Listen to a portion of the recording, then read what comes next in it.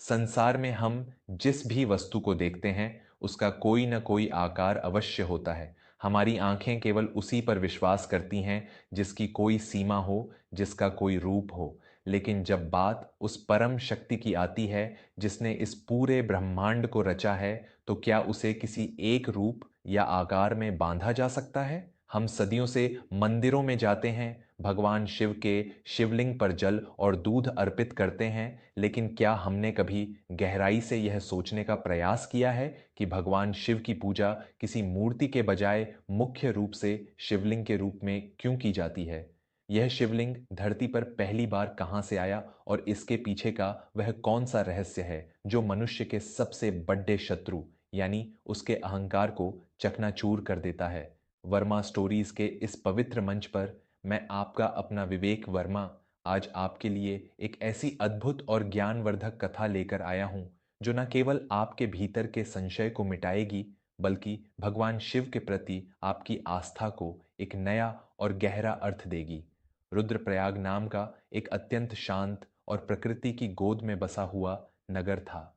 इस नगर के लोग बहुत ही धर्म कर्म वाले और सरल स्वभाव के थे। इसी नगर में एक बहुत ही पुरानी और विशाल हवेली थी जिसमें भवानी शंकर नाम के एक वयोवृद्ध और अत्यंत ज्ञानी व्यक्ति निवास करते थे। भवानी शंकर जी ने अपना पूरा जीवन शास्त्रों के अध्ययन और शिव की भक्ति में व्यतीत किया था। उनके चेहरे पर एक ऐसा शांत तेज था जो किसी भी अशांत मन को स्थिरता प्रदान कर सकता था। उनके परिवार में उनकी विधवा बहू कावेरी और उनका 22 वर्षीय पोता शशांक रहते थे। कावेरी अत्यंत धार्मिक और सरल स्वभाव की स्त्री थी जिसने अपना जीवन अपने ससुर की सेवा और अपने बेटे के पालन पोषण में लगा दिया था। लेकिन शशांक आज के आधुनिक युग का युवा था। वह शहर के एक बड़े विश्वविद्यालय से विज्ञान की उच्च शिक्षा प्राप्त कर रहा था। शशांक बहुत कुशाग्र बुद्धि का था, लेकिन उसकी इस शिक्षा ने उसके भीतर एक ऐसा अहंकार पैदा कर दिया था जहां उसे अपने तर्कों और विज्ञान के आगे सब कुछ अंधविश्वास और मूर्खता लगने लगा था। वह अक्सर अपनी माँ कावेरी के पूजा पाठ और पुरानी मान्यताओं का उपहास उड़ाया करता था।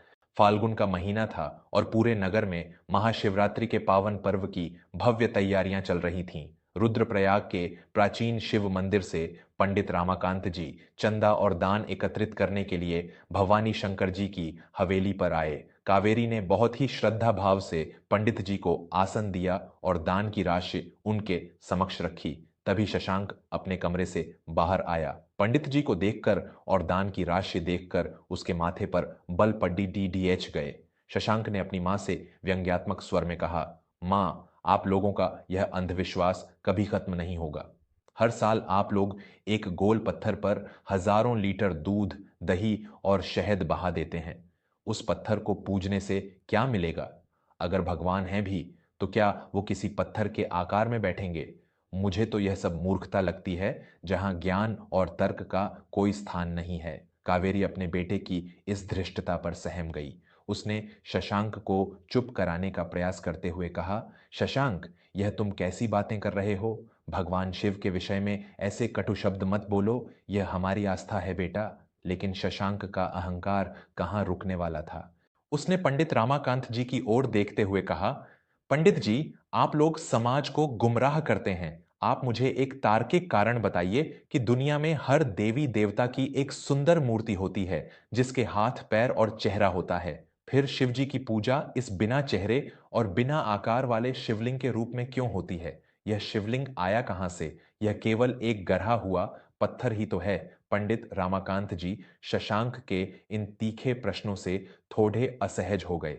इससे पहले कि वे कुछ उत्तर देते, हवेली के प्रांगण में भवानी शंकर जी की गंभीर और अत्यंत शांत आवाज गूंज उठी। विज्ञान ने तुम्हें प्रश्न करना तो सिखा दिया शशांक, लेकिन उत्तर को ग्रहण करने की विनम्रता तुम्हारे भीतर अभी तक नहीं आई है। भवानी शंकर जी अपने आसन से उठकर धीरे धीरे शशांक के पास आए। शशांक ने अपने दादाजी की आंखों में देखते हुए कहा, दादाजी, मैं केवल सत्य जानना चाहता हूं। जो चीज मेरे विज्ञान और तर्कों की कसौटी पर खरी नहीं उतरती, मैं उसे कैसे मान लूं? मेरे ज्ञान के अनुसार निराकार पत्थर को भगवान मानना अज्ञानता है। भवानी शंकर जी मुस्कुराए।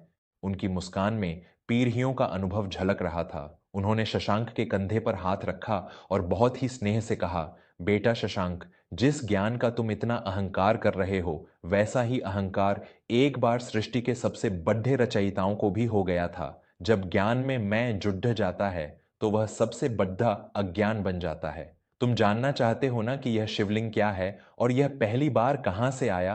तो आओ मेरे साथ बैठो। आज मैं तुम्हें शिव महापुराण में वर्णित सृष्टि के उस आरंभिक रहस्य की कथा सुनाता हूं जो तुम्हारे इन सभी तर्कों और विज्ञान से बहुत परे है। शशांक अपने दादाजी के सम्मान में चुपचाप उनके पास बैठ गया। कावेरी और पंडित रामाकांत जी भी अत्यंत श्रद्धा के साथ उस दिव्य कथा को सुनने के लिए बैठ गए। भवानी शंकर जी ने अपनी आंखें बंद की, महादेव का स्मरण किया और एक बहुत ही गहरी गूंजती हुई आवाज में उस पौराणिक कथा का आरंभ किया। यह बात सृष्टि के उस आरंभिक काल की है शशांक, जब इस ब्रह्मांड में ना धरती थी, ना आकाश था, ना सूर्य था और ना ही कोई जीवन। हर ओर केवल एक अनंत शून्य और अथाह जल था। उस समय इस ब्रह्मांड में दो सबसे महान और शक्तिशाली देव मौजूद थे, सृष्टि के रचयिता भगवान ब्रह्मा और सृष्टि के पालनहार भगवान श्री हरि विष्णु। भवानी शंकर जी की आवाज में उस शून्यता का आभास था। उन्होंने आगे बताया, एक बार किसी बात पर भगवान ब्रह्मा और भगवान विष्णु के बीच एक महाविवाद उत्पन्न हो गया। विवाद इस बात पर था कि दोनों में से अधिक श्रेष्ठ कौन है। भगवान ब्रह्मा का तर्क था कि चूंकि उन्होंने इस पूरी सृष्टि की रचना की है, इसलिए वे सबसे महान हैं।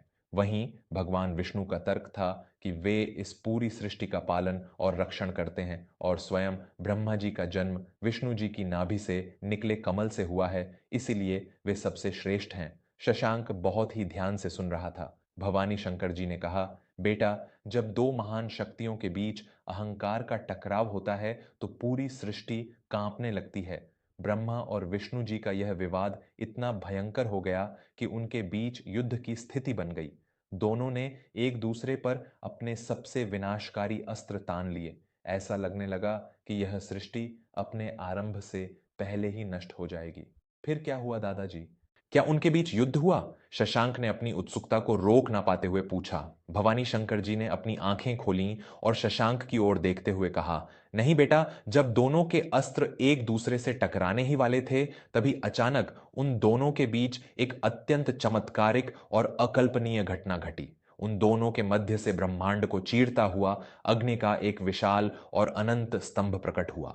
वह अग्नि स्तंभ इतना विशाल और इतना प्रकाशवान था कि करोड़ों सूर्य की चमक भी उसके सामने फीकी पड्डिडीएच जाए। उस स्तंभ का ना तो कोई आरंभ दिखाई दे रहा था और ना ही कोई अंत। उस भयंकर ज्वाला और ऊर्जा को देखकर ब्रह्मा जी और विष्णु जी दोनों के अस्त्र अपने आप शांत हो गए।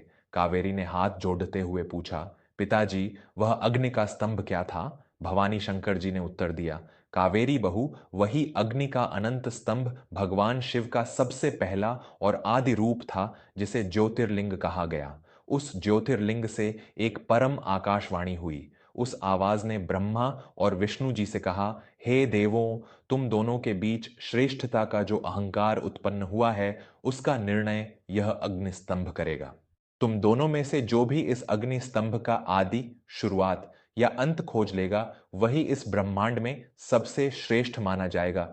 कहानी अपने चरम पर थी। भवानी शंकर जी ने बताया, यह चुनौती सुनकर दोनों देवों ने अपना रूप बदला। भगवान ब्रह्मा ने एक हंस का रूप धारण किया और उस अग्निस्तंभ का ऊपरी सिरा खोजने के लिए अनंत आकाश की ओर उड्डीयच चले। दूसरी ओर भगवान विष्णु ने एक विशाल वराह सुअर का रूप धारण किया और उस स्तंभ का निचला हिस्सा खोजने के लिए पाताल लोक की गहराइयों में जाने लगे। शशांक ने बीच में टोकते हुए पूछा, तो क्या उन्हें उस स्तंभ का अंत मिल गया दादाजी?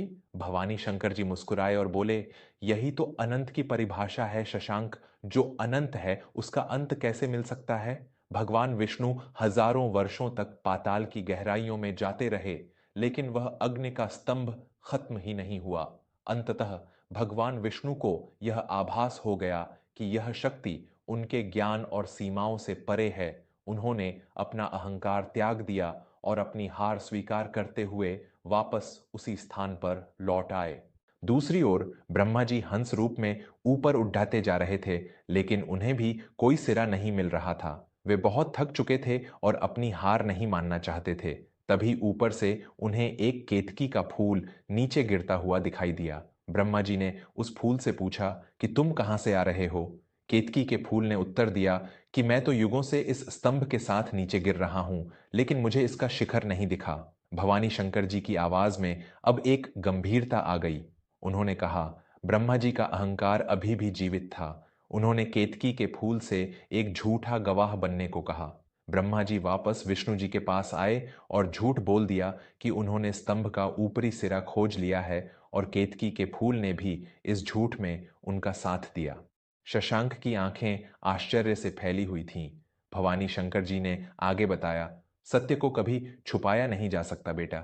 जैसे ही ब्रह्मा जी ने यह झूठ बोला, उस अनंत अग्नि स्तंभ में एक भयंकर विस्फोट हुआ और उस निराकार ज्योतिर्लिंग के मध्य से साक्षात भगवान शिव अपने साकार रूप में प्रकट हुए। शिव अत्यंत क्रोधित थे।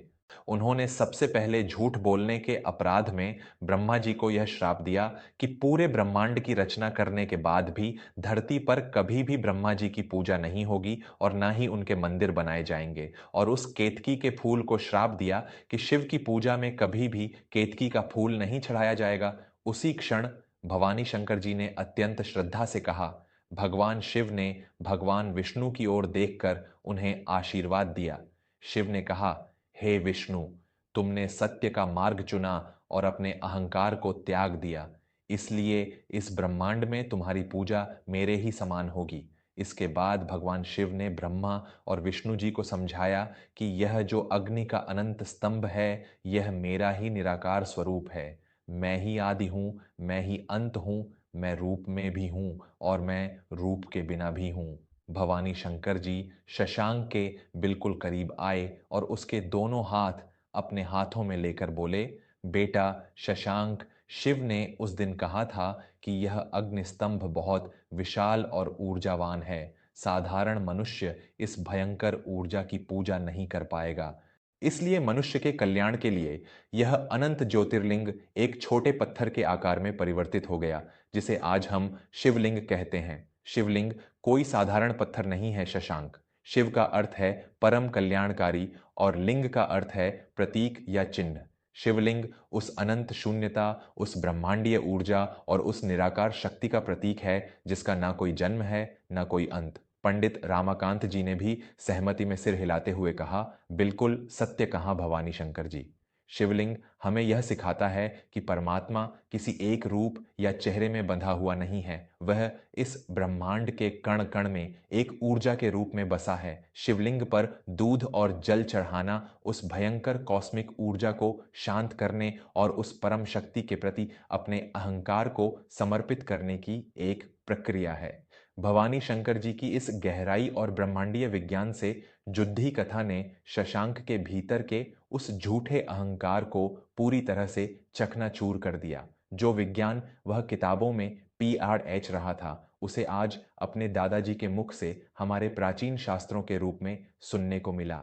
शशांक को यह समझ आ गया था कि हमारे पूर्वजों ने जो मान्यताएं बनाई हैं, उनके पीछे बहुत गहरा विज्ञान और दर्शन छिपा है। शशांक की आंखों में पश्चाताप के आंसू थे।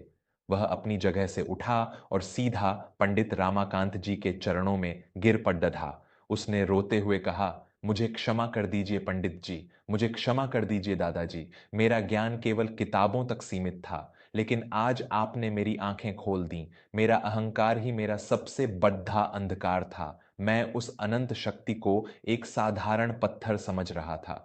शशांक ने अपनी मां कावेरी से महाशिवरात्रि के लिए अपनी सारी बचत दान के रूप में पंडित जी को दे दी। उस वर्ष महाशिवरात्रि के पावन पर्व पर शशांक ने सबसे आगे खड़िड्ढे होकर पूरे विधि विधान और असीम श्रद्धा के साथ उस प्राचीन शिवलिंग का रुद्राभिषेक किया।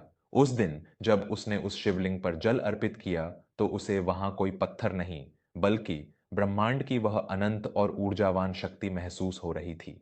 दोस्तों, वर्मा स्टोरीज की इस कथा का सबसे बड़ा सार यही है कि हमारा ज्ञान, हमारी शिक्षा या हमारा धन हमें कितना भी बड़ा क्यों ना बना दे, लेकिन उस परम पिता शिव की अनंत सत्ता के सामने हम सब एक कण के समान भी नहीं है। शिवलिंग की पूजा केवल एक कर्मकांड नहीं है, यह अपने भीतर के मैं यानी अहंकार को उस शून्य में विसर्जित करने का सबसे सुंदर मार्ग है। अगर भगवान शिव के प्रथम ज्योतिर्लिंग और शिवलिंग की उत्पत्ति के इस रहस्य ने आपके मन को शांति और ज्ञान प्रदान किया हो, तो इस दिव्य कथा को अपने परिवार, अपने बच्चों और मित्रों के साथ अवश्य साझा करें, ताकि हमारी आने वाली पीढ़ी अपने धर्म और उसके पीछे छिपे गहरे विज्ञान पर गर्व कर सके। मैं आपका दोस्त विवेक वर्मा अब आपसे आज्ञा चाहता हूँ। बहुत जल्द मिलूंगा एक नई कहानी और एक नई आध्यात्मिक यात्रा के साथ। तब तक अपने भीतर के अहंकार को मिटाते रहिए और प्रेम से बोलते रहिए, हर हर महादेव, ओम नमः शिवाय।